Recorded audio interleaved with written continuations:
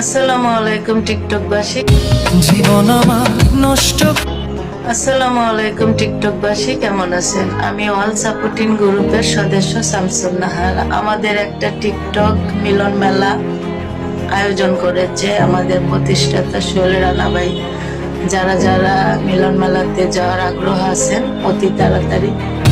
জীবন আমার নষ্ট করলাম তোরে মন সপিয়া বন্ধু।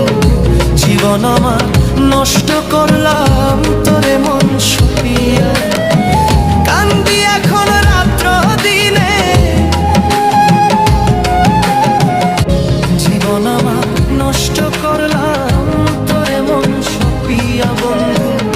জীবন আমার নষ্ট করলাম